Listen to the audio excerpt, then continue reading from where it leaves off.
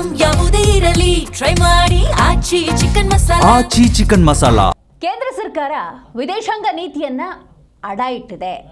ದೆಹಲಿಗೆ ಬಂದು ಅಮೆರಿಕ ಉಪ ಕಾರ್ಯದರ್ಶಿ ಹೇಳ್ತಾರೆ ಭಾರತವನ್ನು ಚೀನಾದಷ್ಟು ಬೆಳೆಯೋದಕ್ಕೆ ಬಿಡೋದಿಲ್ಲ ಅಂತ. ಇದನ್ನ ಒಬ್ಬ ಕೇಂದ್ರ ಮಂತ್ರಿ ವಿರೋಧ ಮಾಡಿದ್ರ ಅಂತ ಕಲಬುರಗಿಯಲ್ಲಿ ಪ್ರಿಯಾಂಕ್ ಖರ್ಗೆ ತೀವ್ರ ರೀತಿಯಲ್ಲಿ ವಾಗ್ದಾಳಿಯನ್ನ ನಡೆಸಿದ್ದಾರೆ.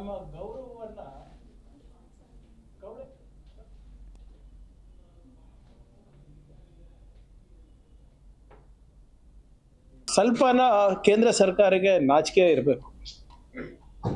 ನಮ್ಮ ಇಡೀ ವಿದೇಶಾಂಗ ನೀತಿಯನ್ನು ಅಮೇರಿಕಾಗೆ ಅಡ ಇಟ್ಟಿದ್ದಾರೆ.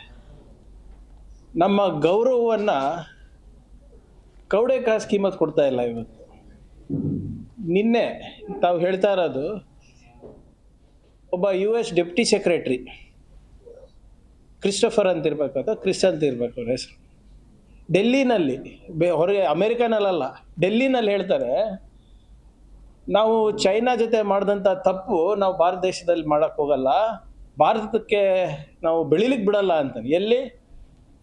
ಇಲ್ಲಿ ದೇಶದಲ್ಲಿ. ಎಷ್ಟು ಗ್ರಾಂಟೆಡ್ ತಗೊಂಡಿದ್ದಾರೆ ನೋಡಿ ನಮ್ಮ ರಾಷ್ಟ್ರಕ್ಕೆ ಅವರು.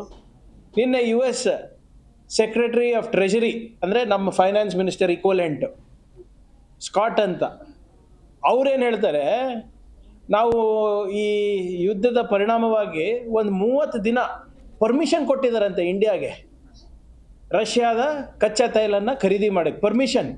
ಇವತ್ತು ಬೆಳಿಗ್ಗೆ ಇನ್ನೊಬ್ಬ ಅಧಿಕಾರಿ, ಯಾರು ನಿಮ್ಮ ಇನ್ನೊಬ್ರು ಮಿನಿಸ್ಟರ್ ಇಂಧನ ಸಚಿವರು, ಅಲ್ಲಿನ ಇಂಧನ ಸಚಿವರು, ಅಮೆರಿಕನ ಇಂಧನ ಸಚಿವರು ಹೇಳ್ತಾರೆ, ಭಾರತ ದೇಶ ನಾವು ಏನು ಹೇಳ್ತೀವಿ ಅದು ಮಾಡ್ತಾರೆ, ಸದ್ಯಕ್ಕೆ ನಾವು ಅವರಿಗೆ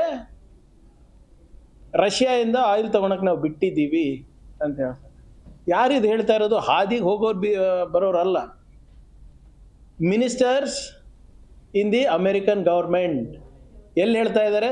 ಅಮೇರಿಕಾದಲ್ಲಿ ಹೇಳ್ತಾ ಇದ್ದಾರೆ, ಪ್ರೆಸ್ನಲ್ಲಿ ಹೇಳ್ತಾ ಇದ್ದಾರೆ, ಇಲ್ಲಿ ನಮ್ಮ ನಮ್ಮ ಡೆಲ್ಲಿನಲ್ಲಿ ಹೇಳ್ತಾ ಇದ್ದಾರೆ. ಇದಕ್ಕೆ ಒಬ್ಬ ಮಿನಿಸ್ಟರನ್ನ ಎದೆಗಾರಿಕೆ ತೋರಿಸಿ ಅವ್ರು ಯಾರು ಹೇಳಕ್ ನಮಗೆ? ನಮ್ಮ ವಿದೇಶಾಂಗ ನೀತಿ ನಾವು ತೀರ್ಮಾನ ಮಾಡ್ತೀವಿ, ಯಾರ ಜೊತೆ ನಾವು ವ್ಯಾಪಾರ ಮಾಡಬೇಕು, ವ್ಯವಹಾರ ಮಾಡಬೇಕು, ಯಾರಿಂದ ನಾವು ಕಚ್ಚಾ ತೈಲ ತಗೋಬೇಕು, ಅದು ನಾವು ಡಿಸೈಡ್ ಮಾಡ್ತೀವಿ. ಒಬ್ಬರನ್ನ ಕೊಟ್ಟಿದಾರ ನೋಡಿ. ಸ್ವಲ್ಪನ ಕೇಂದ್ರ ಸರ್ಕಾರಕ್ಕೆ ನಾಚಿಕೆ ಇರಬೇಕು. ನಮ್ಮ ಇಡೀ ವಿದೇಶಾಂಗ ನೀತಿಯನ್ನು ಅಮೇರಿಕಾಗೆ ಅಡ ಇಟ್ಟಿದ್ದಾರೆ.